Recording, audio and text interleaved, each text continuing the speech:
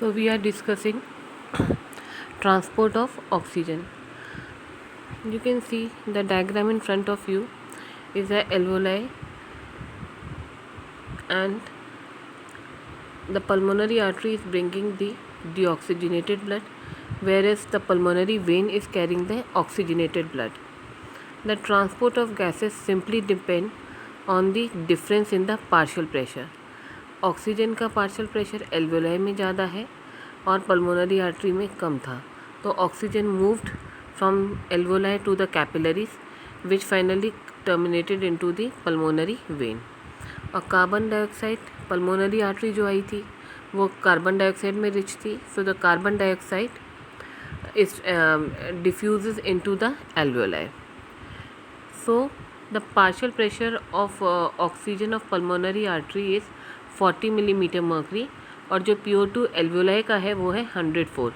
तो ये pressure gradient कितना का हुआ 64 मिलीमीटर मर्करी का, which is very much sufficient for the rapid diffusion of oxygen from the alveoli to the pulmonary blood. Now one important physiological basis that the PO2 in pulmonary vein is 104 millimetre mercury. लेकिन जब आप aorta में देखें तो आप देखेंगे PO2 है 100. तो ये जो 4 मिलीमीटर मर्करी का फॉल होता है, it is because the bronchial veins which are bringing the deoxygenated blood from the tracheobronchial tree, they pour their deoxygenated blood into the pulmonary vein, and coronary venous blood which flow into the left atrium through the Thebesian veins, it also mixes the venous blood. तो इसीलिए जब हम aorta में देखते हैं तो हमें PO2 104 ना मिल के 100 मिलता है. Now oxygen is transported in two forms, in the dissolved form and in combination with hemoglobin. Dissolved form में the amount dissolved can be predicted from Henry's law. इसका मतलब है सिंपल कि कांस्टेंट टेम्परेचर पे आप जितना पार्शियल प्रेशर बढ़ाएंगे उतना ही ज़्यादा ऑक्सीजन डिज़ोल्व होके ट्रांसपोर्ट हो जाएगी. In dissolved form, the solubility of oxygen in water is very less. At PO2 100 millimeter mercury, only 0.3 ml out of 20 ml is transported in the dissolved form. And let's see dissolved oxygen के लिए formula क्या है. Oxygen solubility into the partial pressure of oxygen in the blood. तो oxygen की solubility है 0.003 ml per decilitre पर millimetre mercury और PO2 है ब्लड में 100, तो ये आया 0.3 ml पर डेसीलीटर. अब अगर हम इसे कार्डियक आउटपुट में देखें 5 लीटर्स में, तो 100 ml में 0.3 ml हो रहा था, तो 5000 ml में कितना हो जाएगा 15 ml पर मिनट. लेकिन ऑक्सीजन की रिक्वायरमेंट क्या है बॉडी की 250 ml पर मिनट. तो 15 ml के अलावा जो एक्स्ट्रा है वो हीमोग्लोबिन ट्रांसपोर्ट करता है. So dissolved oxygen obeys Henry's law. There is no limit to the amount of oxygen that can be carried, and this is the advantage over oxygen transport as oxyhemoglobin. Haemoglobin हमारी body में supposedly 16% है, 16 ग्राम percent है. अब क्या होगा कि haemoglobin जितना है उतना ही तो ऑक्सीजन ट्रांसपोर्ट कर सकता है. किसी भी केस में अगर हमें ज़्यादा ऑक्सीजन की ज़रूरत है तो हीमोग्लोबिन नहीं ट्रांसपोर्ट कर सकता, उसका एक सीलिंग इफेक्ट है. लेकिन डिज़ोल्व्ड गैस के साथ ये वाली प्रॉब्लम नहीं है, कितना भी अमाउंट ट्रांसपोर्ट हो सकता है. तो this is known as the hyperbaric oxygen therapy which is used in carbon monoxide poisoning. तो वो केसेस जहाँ पे हीमोग्लोबिन डीनेचर्ड हो गया पॉइजनिंग की वजह से, वहाँ पे गैस जो है वो हम डिज़ोल्व फॉर्म में दे सकते हैं. So hyperbaric oxygen is dissolved oxygen at high partial pressure of oxygen, and it is used for the oxygenation of tissues when hemoglobin gets denatured with carbon monoxide poisoning.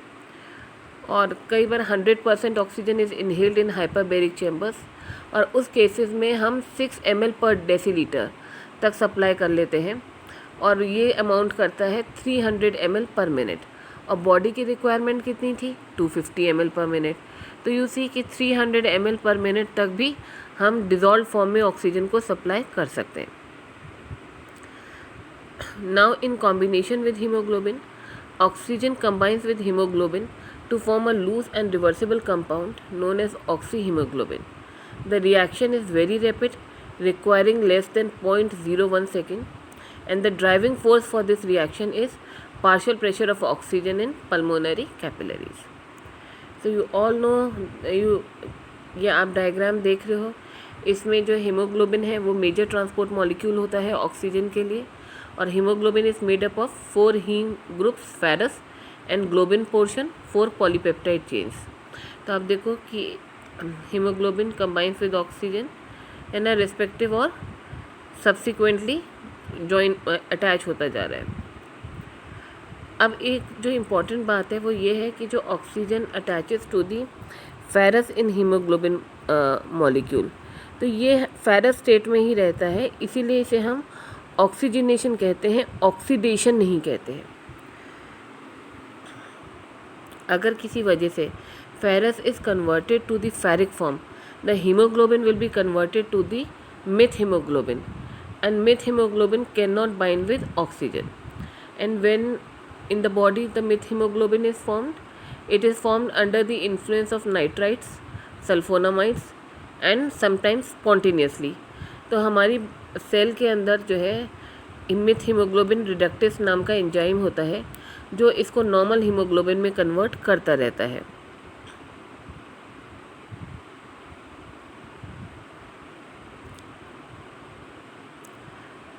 Now the hemoglobin is in the, when oxygen is not bind with the hemoglobin is in the tensed state.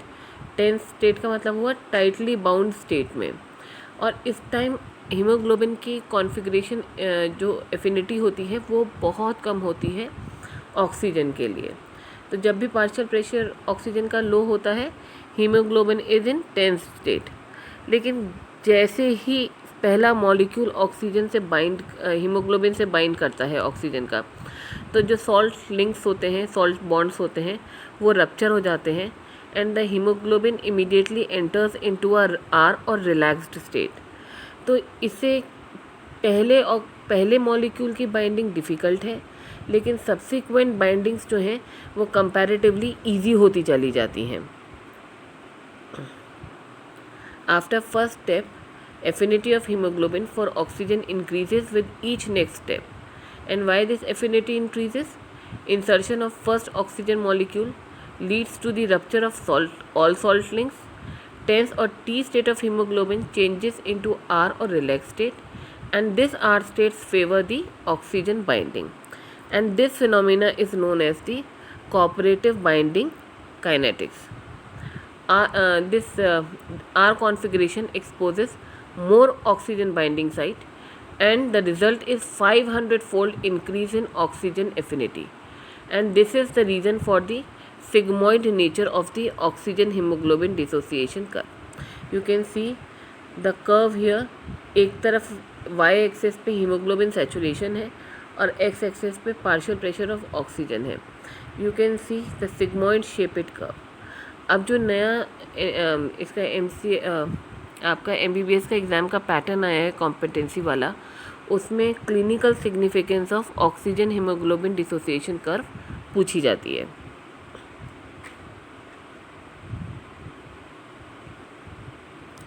So let's straight come to oxygen hemoglobin dissociation curve.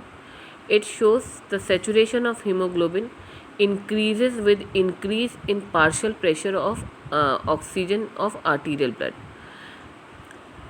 अब मैं ये 2 diagrams आपकी screen पे ला रही हूँ. नीचे वाला handmade है. इसमें अगर आप देखें तो एक है लोडिंग जोन प्लेट्यू शेप, और एक स्टीप राइज वाला है डिसोसिएशन जोन.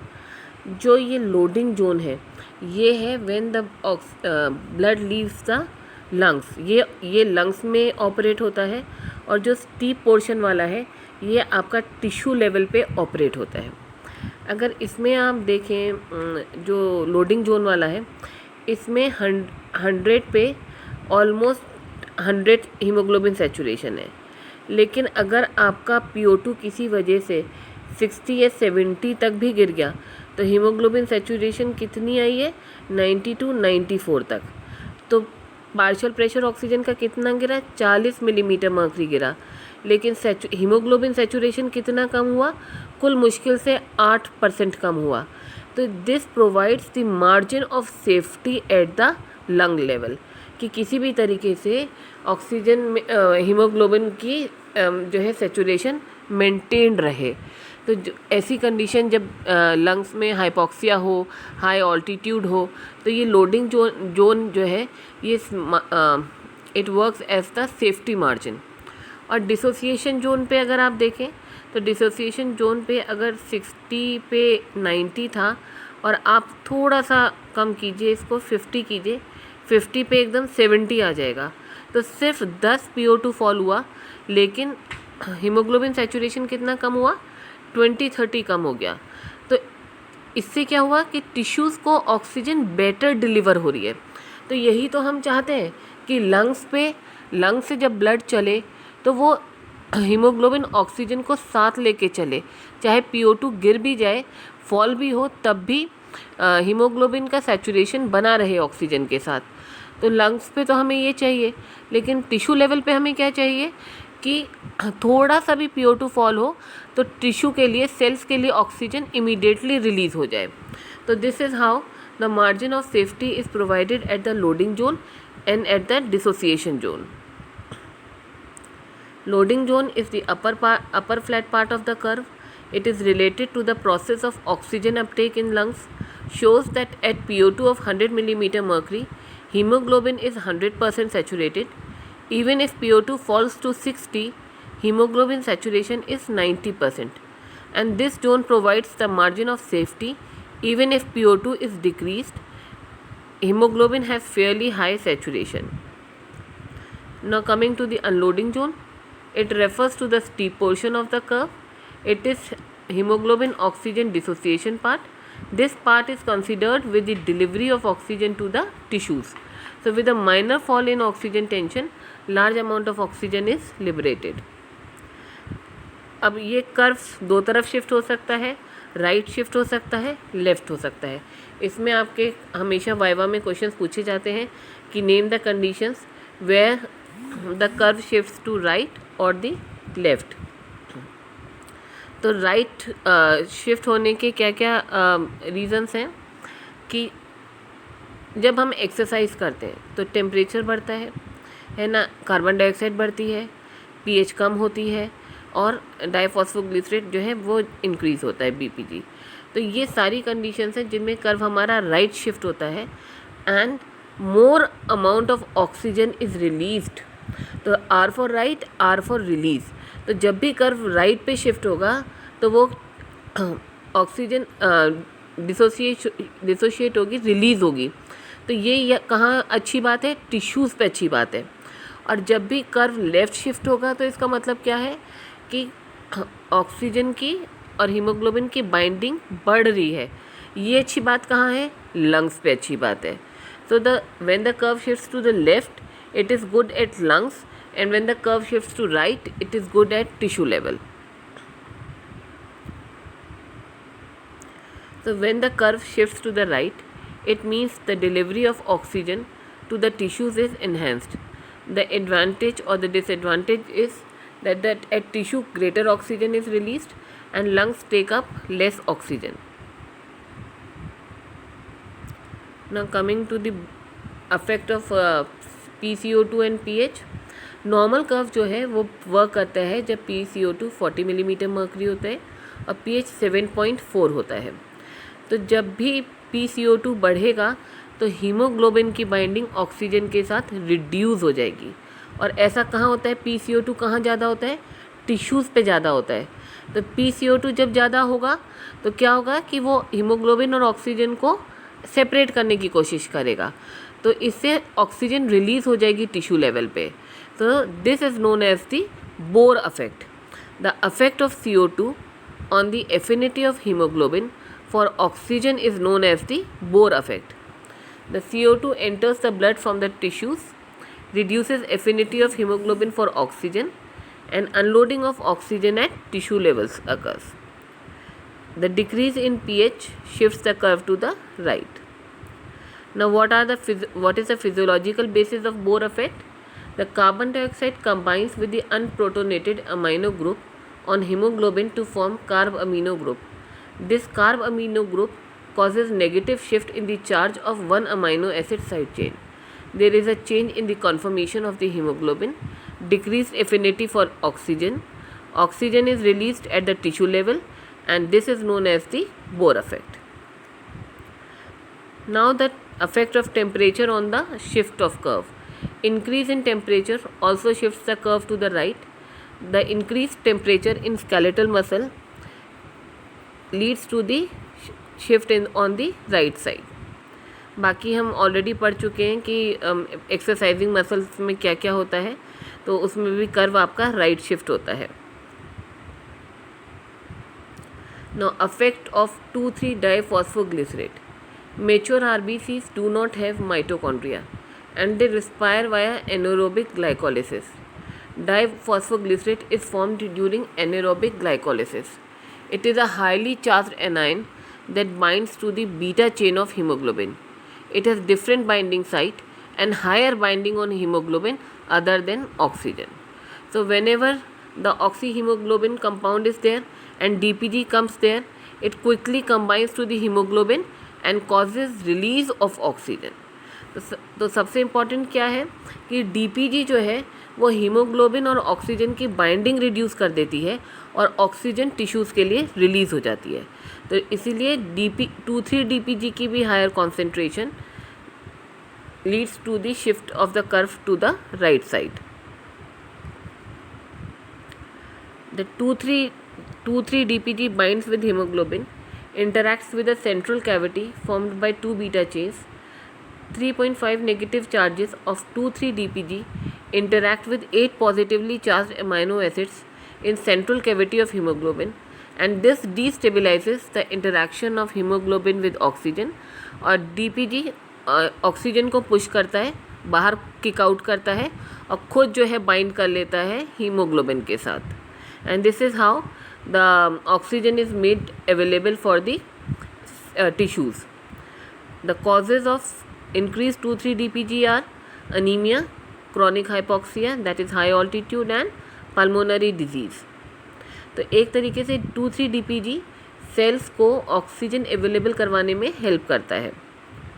अब राइट शिफ्ट के जो भी कॉजेज़ थे उनसे जो अपोजिट कॉजेज़ हैं वो सारे रीज़न हैं लेफ़्ट शिफ्ट के. Decrease PCO2, increase pH, decrease temperature, foetal haemoglobin, है ना. एंड शिफ्ट टू लेफ्ट का एडवांटेज क्या है? Greater uptake of oxygen at lungs. Disadvantage क्या है? Decreased release of oxygen at tissue level. P50 and its significance. It refers to the partial pressure of oxygen that produces 50% saturation of hemoglobin with oxygen. In adults at 37 degrees centigrade, at PCO2, when PCO2 is 40 millimeter mercury, the P50 for PO2 is 25 to 27 millimeter mercury. So in this topic जो आपको दो चीज़ें याद करने के लिए हैं, एक तो क्लिनिकल सिग्निफिकेंस याद करना है आपको इसका ऑक्सीजन हीमोग्लोबिन डिसोसिएशन कर्व का, कि लोडिंग जोन क्या है और अनलोडिंग जोन क्या है, डिसोसिएशन जोन.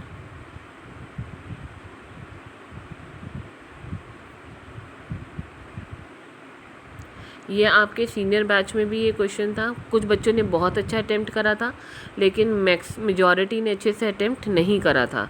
तो इसमें आप कर्व बनाएंगे, clearly loading zone dissociation zone mark करेंगे, लोडिंग जोन की सिग्निफिकेंस बताएंगे कि ये लंग पे ऑपरेट करता है और कितना भी PO2 फॉल हो तब भी जो ऑक्सीजन जो है हीमोग्लोबिन से बाउंड रहता है, हीमोग्लोबिन सैचुरेशन मेंटेन्ड रहता है.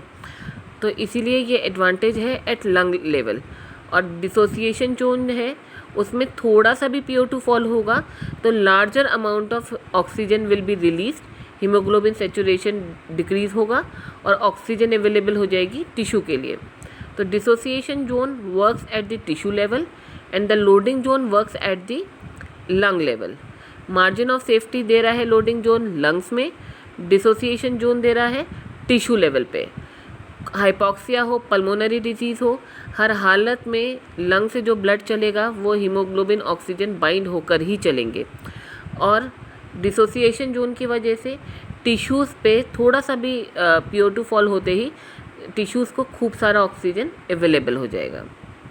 और दूसरा आपको पता होना चाहिए what are the factors which lead to the right side of the shift of this curve and what are the factors leading to the left side shift. और तीसरी चीज़ इम्पॉर्टेंट है जो इसमें आपको पता होनी है वो है Bohr's effect. Bohr's effect simple इतनी बात है कि कार्बन डाइऑक्साइड की प्रेजेंस में ऑक्सीजन और हीमोग्लोबिन की एफिनिटी कम हो जाती है। कार्बन डाइऑक्साइड ऑक्सीजन को धक्का मारता है और खुद हीमोग्लोबिन के साथ बाइंड कर जाता है। कार्बन डाइऑक्साइड ज़्यादा कहाँ अवेलेबल है? वो अवेलेबल है टिश्यूज़ पे, और टिश्यू पे ही हमें ऑक्सीजन चाहिए। तो एक तरीके से बोर इफेक्ट जो है वो एडवांटेजियस है टिश्यू लेवल पे, क्योंकि जैसे ही CO2 का लेवल बढ़ा तो उसने ऑक्सीजन को धक्का मारा, खुद हीमोग्लोबिन के साथ बाइंड करा और ऑक्सीजन रिलीज़ करा दी टिश्यू लेवल पे। तो these are the 3 things which you should know in this lecture. With this we finish this lecture. Thank you.